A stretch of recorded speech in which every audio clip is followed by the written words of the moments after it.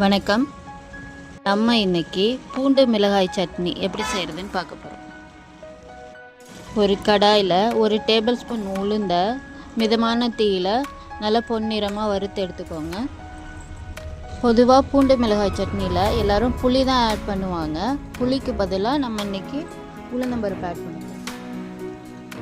உளுந்தம்பருப்பு நல்லா வறுபட்டுருச்சு. இதை ஒரு மிக்ஸி ஜாரில் மாற்றிட்டு நல்லா கொரகொரப்பாக அரைச்சி எடுத்துக்கோங்க.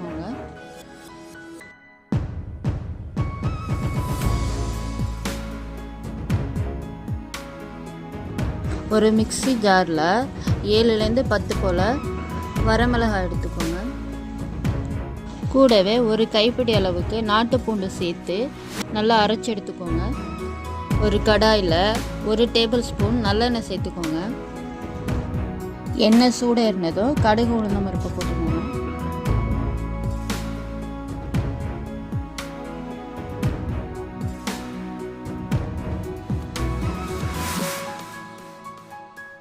கூடவே ஒரு கொத்து கருவேப்பிலை. இது கூட நம்ம அரைச்சி வச்சிருக்கிற பூண்டு மிளகாயை அதோடு சேர்த்துக்கணும். தேவையான அளவு தண்ணி சேர்த்துக்கோங்க.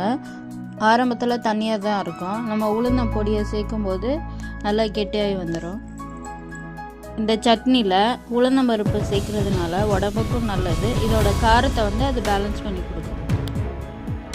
சட்னி கொதிக்க ஆரம்பிச்சிருச்சு. இது நல்லா கொதித்து பச்சை வாசம் போனதுக்கப்புறம் நம்ம பொடி பண்ணி வச்சுருக்க பொடியை சேர்த்துக்கணும்.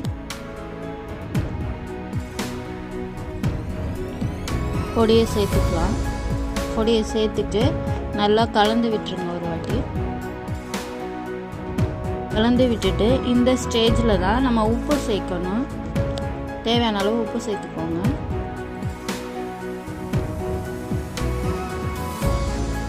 எல்லாம் சேர்ந்து ஒரு 2 நிமிஷம் நல்லா வெந்து வரட்டும்.